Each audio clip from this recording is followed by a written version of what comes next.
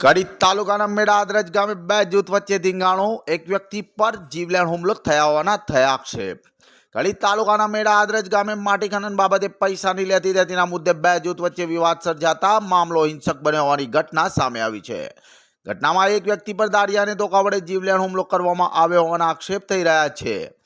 प्राप्त विगतो अनुसार माटी खनन संबंधित पैसानी लेती देती ने लईने गाममां बे जूथ वच्चे अगाऊ बबाल थई हती।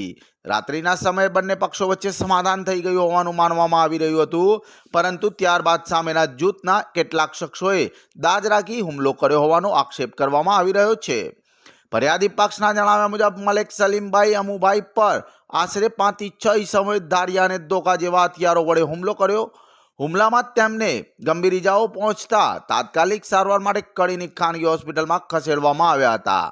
हुमलामां फरियादीना बंने पग पर धारियाने धोकाना घा ઝીંકવામાં આવતા गंभीर इजाओ पहोंची होवानुं पण जाणवा मळी रह्युं छे। घटनानी जाण थतां ज बावलु पोलीस तात्कालिक घटनास्थळे पहोंची हती अने समग्र मामले तपास हाथ धरी छे। घटनाने लईने गाममां भारे रोषनो माहोल जोवा मळी रह्यो छे।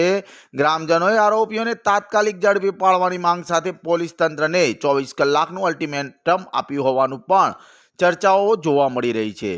जो निर्धारित समय मर्यादामां आरोपीओनी धरपकड नहीं करवामां आवे तो उग्र आंदोलन करवानी पण चीमकी उच्चारवामां आवी छे। हाल पोलीस द्वारा समग्र घटनानी गंभीरताथी तपास चाली रही छे। कायदो अने व्यवस्था जळवाई रहे ते माटे जरूरी बंदोबस्त पण गोठववामां આવ્યો હોવાની વિગતો પ્રાપ્ત થઈ રહી છે। મારું નામ બાબા ખાન બાબી, મુસ્લિમ સંઘના પ્રમુખ મહેસાણા અને ભીમસેના પ્રમુખ મહેસાણા। સમગ્ર શું હતી ઘટના? અને અમારે ઘટનામાં એવી હતી કે કડીમાં આજે એના પહેલા બી આ લોકોએ અસામાજિક તત્વો જે પહેલા મર્ડર કર્યું હતું તો એવું હમણાં હાલ ડમ્ફરો રોકીને હપ્તા ઉઘરાવે છે।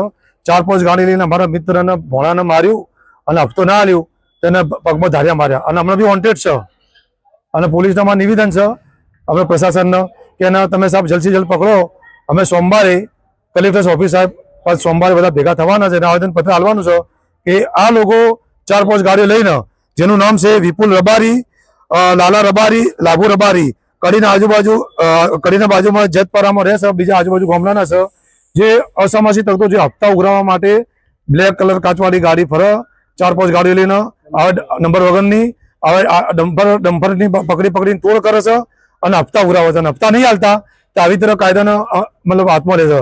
તો મારે હર્ષ સંઘવી સાહેબને કહેવું છે કે તમે કહેતા હતા કે જે કાયદામાં ફાયદામાં રહેશો તો આવા લોકો છે અસામાજિક તત્વો ફરે છે ભૂમાફિયા લગાવો અને એમને જેલમાં નાખો અને એમને મકાનો તોડો, કારણ કે બીજી વાર કોઈ કાયદો હાથમાં ના લે।